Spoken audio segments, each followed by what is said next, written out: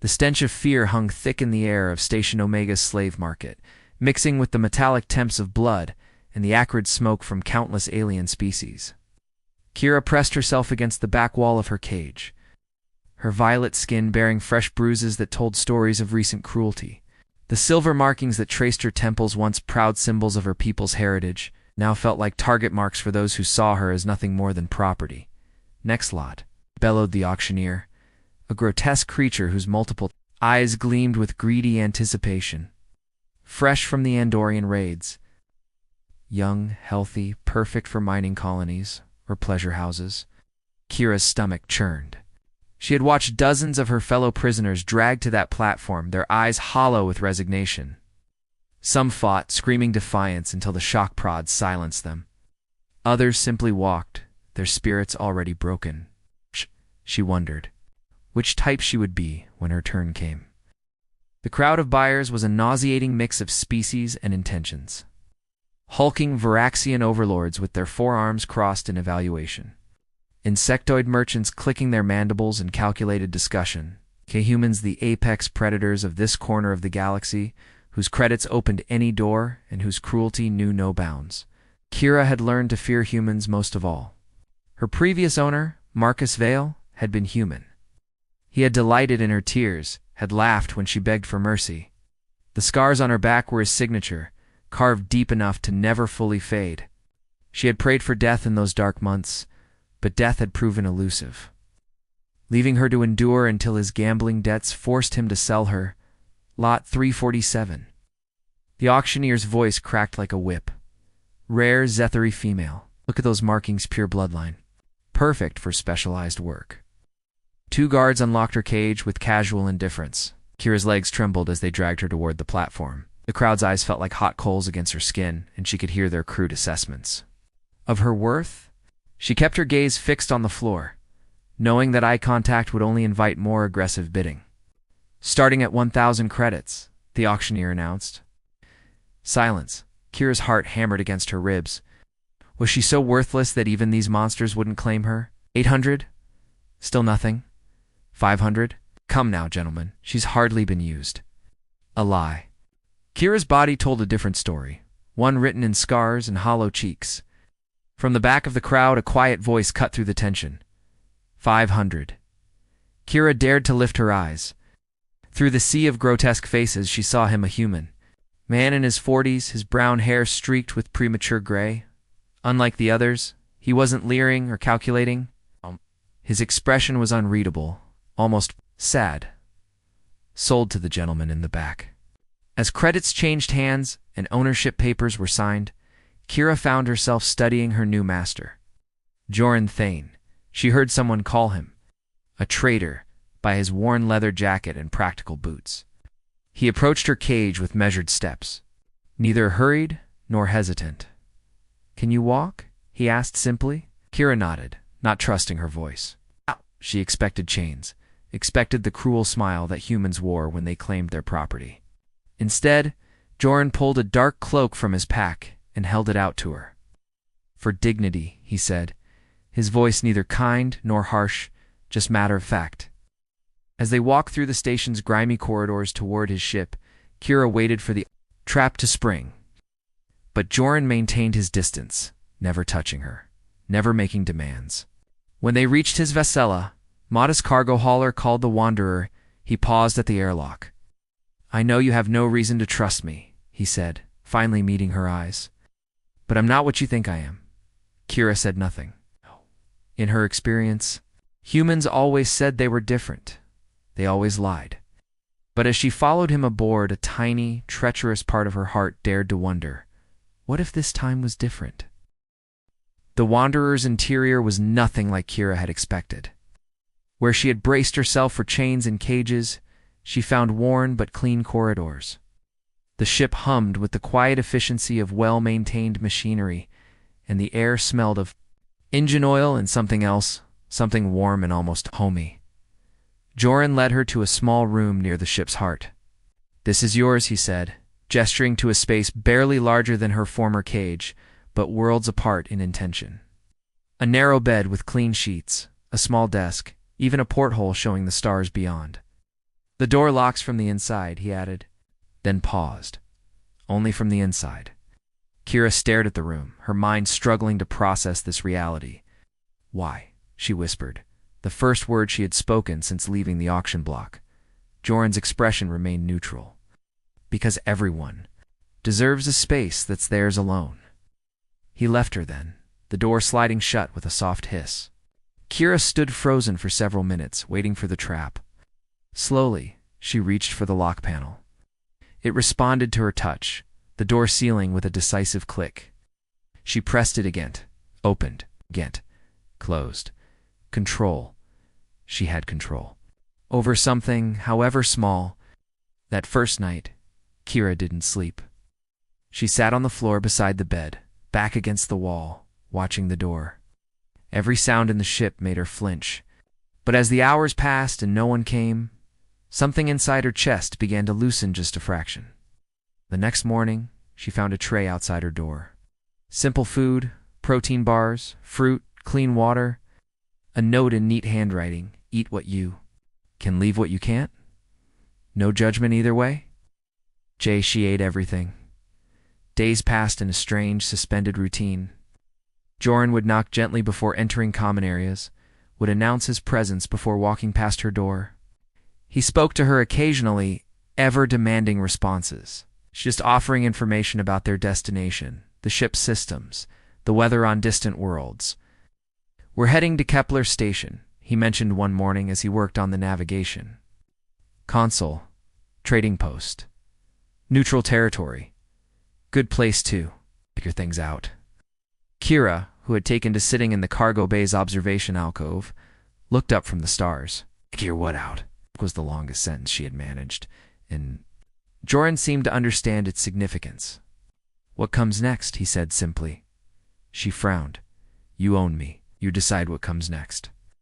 Joran stopped working and turned to face her fully. I bought your freedom, not your servitude. There's a difference. I don't understand. Neither did I. Once he returned to his console, fingers moving over familiar controls. Someone had to explain it to me, too. That afternoon, Kira ventured into the ship's small galley. Joran was there, preparing what smelled like actual cooking rather than processed rations. He glanced up as she entered, but didn't stop his work. Hungry, he asked? She nodded, then found herself adding, It smells good. My grandmother's recipe, adapted for space rations, but the spirit's the same. He stirred something in a small pot. She always said food tastes better when it's made. With intention? What kind of intention? Joran considered this. The intention to nourish rather than merely fill. Kira thought about the slop she had been fed in captivity. Nutritionally sufficient, but devoid of care. Your grandmother sounds wise. She also used to say that healing takes time, and time takes patience. He ladled the stew into 2 bowls, both with others and with yourself. They ate in comfortable silence, and for the first time in months, Kira tasted flavor instead of mere sustenance. That night, she dreamed not of her captors, but of her grandmother she had never met, stirring pots of starlight and wisdom. The breakthrough came during their 3rd week together. A systems malfunction in the middle of the night triggered the ship's emergency alarms. Kira woke to flashing lights and the mechanical voice of the computer announcing hull breach protocols. She found Joran in the engine room, tools spread around him, sweat beading on his forehead as he worked to repair a damaged coolant line. Without thinking, she grabbed a wrench and moved to help. The coupling there, she said, pointing. It's loose. Joran glanced at her in surprise. You know ship mechanics? Slaves learn useful skills, she said, then immediately tensed, waiting for him to take advantage of this knowledge. Instead, he handed her the tool. I could use the help. They worked together for 2 hours, their movements gradually synchronizing as they repaired the damaged system. When the alarms finally fell silent and the ship's steady hum returned, they sat back against the bulkhead, exhausted but successful. Thank you, Joran said. Kira looked at him, really looked and saw something she hadn't noticed before. Hands bore their own scars, faint but present. His eyes held shadows that spoke of personal darkness survived. You weren't always a traitor, she said. No, he admitted. I wasn't always free either. For the first time since her rescue, Kira smiled. The memory hit Joran like a physical blow as he watched Kira work on the ship's communications array, her violet fingers dancing over the controls with growing confidence.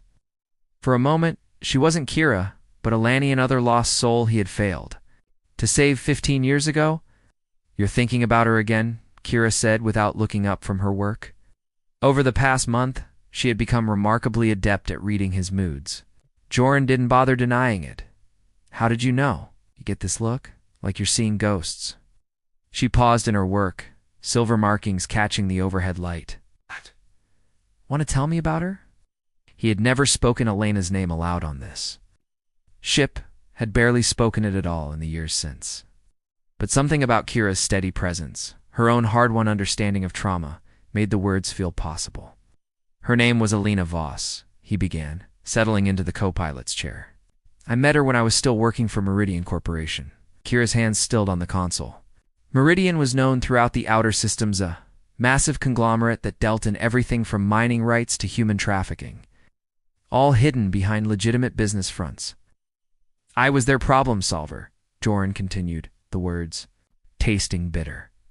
"Corporate enforcer," they called it. "When someone defaulted on payments or tried to break contracts, they sent me to persuade them otherwise." The ship's systems hummed around them, a counterpoint to his confession. Outside the viewport, stars wheeled slowly past, indifferent to human suffering. "I was good at it," he admitted, "too good. I told myself I was just doing a job, that the people I hurt had made their choices. It was easier than admitting I had become the monster in someone else's story." Kira turned from her work, giving him her full attention. She didn't speak, but her presence was permission to continue. Elena was different. She had borrowed money from Meridian to buy medicine for her sick daughter. When she couldn't repay on schedule, they sent me. Joran's hands clenched into fists. "She was so small, so frightened. Reminded me of my sister when we were kids before." He trailed off, lost in memories of another life, another person he had been before the galaxy had carved away his innocence. "What happened?" Kira's voice was gentle, understanding. "I couldn't do it, couldn't hurt her. Instead, I gave her my own credits to pay the debt, told Meridian she had paid in full." Joran laughed bitterly. "I thought I was being noble. Thought one act of mercy would balance the scales. But it didn't work.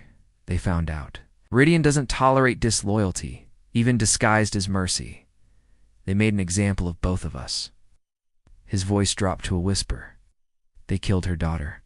First, made Elena watch. Then they killed her. Made me watch." The silence that followed was heavy with shared understanding of cruelties and mathematics. "They kept me alive," Joran continued, as a reminder, a living example of what happened to those who went soft. "For 3 years, I worked in their deep space mining operations, slave labor, barely disguised. I learned what it felt like to be property." Kira moved closer, her presence a warm anchor in the cold memory. "How did you escape? A rescue ship?" "Independent contractors who specialized in extracting people from situations like mine. They asked for nothing in return except a promise." Joran met her eyes. "That if I ever found someone who needed saving, I would do what I could." Became a traitor. Cover identity. "My real work is moving through systems like Station Omega, looking for people like you, people who deserve a choice." Kira was quiet for a long moment, processing this revelation. Finally, she asked, "How many have you saved?" 17, over the past decade. I helped escape to safe worlds. Others I gave new identities, new starts. A few chose to join me." He smiled sadly. "You're the first to help me fix my ship." "What happened to the others? The ones who joined you? They moved on, found their own paths?" "It's what I hoped for, that. They grow strong enough not to need saving anymore." Kira nodded slowly. "And Elena? Do you think she would have wanted this? You risking yourself for strangers?" Joran considered the question he had asked himself countless times. "I think she would have understood that some debts can only be paid forward." Later that evening, as they shared a meal in the galley, Kira spoke again. "I have scars too, from before, I know. Not just the ones you can see. Pattern on the table with her finger. In my head. Sometimes I hear his voice, my former owner. Marcus Vale. Sometimes I feel his hands, even when I'm alone. Joran set down his utensil. That's normal. Trauma leaves echoes. Do they ever stop? They get quieter.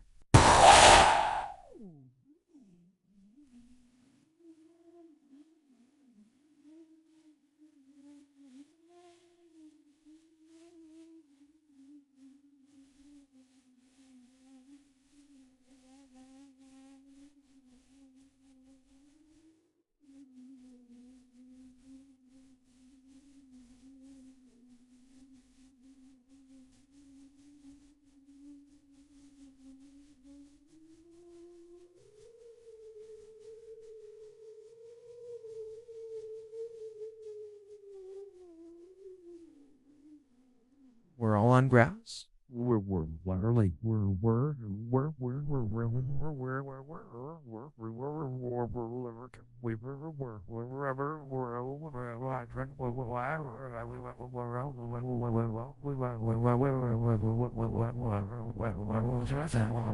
They never disappear completely, but they lose their power to control. You, Kira smiled, and for the first time, it reached her eyes. Good, she said. I want to remember where I came from. But I also want to decide where I'm going. And where is that? She gestured around the ship, at the stars beyond, at the life they were building together. Here, she said simply, helping others find their way home. The alarm that shattered their morning routine wasn't mechanical this time. It was the proximity sensor announcing another ship's approach. Joran bolted upright in the pilot's seat, instantly alert. In his line of work, unexpected visitors usually meant trouble. 3 vessels, he reported, as Kira joined him in the cockpit, her face pale but determined. Military configuration. Your Broadcasting Meridian Corporation identification codes. Kira's breath caught. They found us. Maybe, or maybe this, is about something else entirely. But even as he said it, Joran was already plotting escape routes in his head. The Wanderer was fast for a cargo hauler, but she couldn't outrun military interceptors. The communication panel crackled to life. Freighter Wanderer, this is Captain Reed of the MC's Retribution. You are ordered to prepare for boarding and inspection. Joran's blood went cold. He knew that voice had hoped never to hear it again. Captain Reed had been his handler during his enforcer days, a man who viewed mercy as weakness and compliance as the only virtue. Joran Thane, Reed's voice continued, satisfaction evident even through the static. It's been a long time. We have a warrant for the return of stolen property, 1 Zethri female, serial designation ZT347. You have 10 minutes to surrender her peacefully. Kira made a small sound of despair. They'll take me back, put me in the slave markets again. No, Joran said firmly, his hands already moving over the controls. That's not going to happen. You can't fight 3 military ships. I don't intend to fight them. He activated the ship's internal communication system. Computer, prepare emergency protocols. The ship's gentle hum shifted to a more urgent pitch as systems came online that Kira had never seen before. Hidden weapon ports opened along the hull, and the engines began cycling to full power. This isn't just a trading vessel, she realized. No, it's a rescue ship, built for situations exactly like this. Joran's fingers danced over tactical displays. But I need you to trust me completely. Can you do that? Kira looked at him this. Man who had given her safety, dignity, purpose and nodded. What do you need me to do? Get to the escape pod. If this goes wrong, I'm not leaving you. Kira, no. Her voice was steady, resolved. For months, I let fear make my decisions. I won't do that anymore. We face this together, or not at all. Before Joran could respond, Reed's voice filled the cockpit again. Time's up, Thane. Surrendering. The girl now might earn you a quick death instead of what I have planned. Joran activated the communication channel. Reed, still playing with other people's misery, I see. Still playing hero, I see. It didn't work out well for you last time. Last time I was alone? Things have changed. Have they? Let's test that theory. The first missiles struck their port shields with a flash of energy that lit the cockpit like lightning. The Wanderer shuddered but held course. "Warning shot," Joran muttered, then louder. "Kira, I need you on the sensor array. Can you track?" "They're positioning." She slid into the co-pilot seat, her hands finding the controls with surprising confidence. "Two ships flanking, one directly behind. They're trying to box us in." "Good, now watch this." Joran's smile was sharp, predatory. Glimpse of the man he had once been, but tempered now with purpose rather than cruelty. The Wanderer suddenly dove down relative to the system's orbital plane, using a nearby asteroid field for cover. The pursuing ships followed, but their larger size made navigation through the rocks more treacherous. "How long can we keep this?" "Up," Kira asked, as another near-miss sent debris rattling against their hull. "Long enough." Joran was plotting a course through his tactical display. "See that large asteroid? The one with the metallic composition? The iron-nickel chunk?" "Yes. In about 30 seconds, it's going to experience a massive electromagnetic pulse.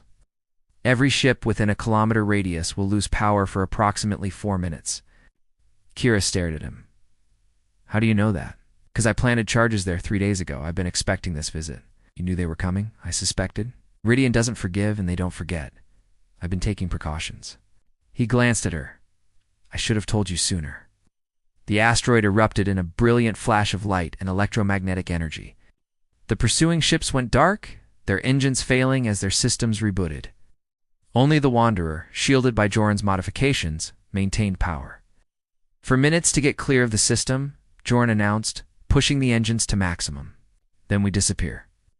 As they streaked away from the disabled Meridian ships, Kira found herself laughing with relief and adrenaline. "You had this planned all along. I had contingencies." "There's a difference." Joran began plotting their jump to hyperspace. "But I need you to know something, Kira. This won't be the last time. As long as you're with me, people like Reed will keep coming." She was quiet for a moment, watching the stars wheel past. When she spoke, her voice was thoughtful but unafraid. "Then we'll keep running, and we'll keep saving people. Red. And as kind, they count on fear to control us.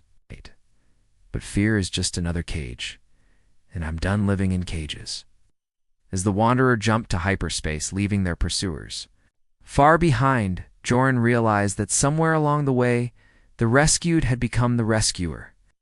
Kira was no longer the frightened girl from the auction block. She was something new, something stronger. She was free. Part 5. New Horizons. 6 months later, the Wanderer docked at Haven Station. A ramshackle collection of habitats built into a hollowed-out asteroid. Wasn't much to look at: welded bulkheads, flickering lights, and the constant smell of recycled air, but it had something precious: independence. No corporate oversight, no imperial governance, just people helping people survive. Kira walked the docking bay with the confidence of someone who belonged somewhere. Her violet skin had regained its healthy luminescence and the silver markings. On her temples seemed to catch light from sources that didn't exist, giving her an almost ethereal quality. She carried herself differently now, shoulders back, head high, eyes alert but unafraid. "The Whisper's Edge is requesting berth 7, she reported to Joran, reading from a handheld scanner. "Captain says they have passengers who need medical attention." Joran nodded, making notes on his own device. "Standard protocol. Medical first, questions later. Have Dr. Vex meet them at the airlock." They had established Haven Station as a waypoint for people like themselves. Those who had escaped various forms of bondage and needed time to heal, to plan, to find their place in a galaxy that often forgot the value of individual freedom. It wasn't officially a rescue operation, just a trading post that happened to ask very few questions about its visitors' pasts.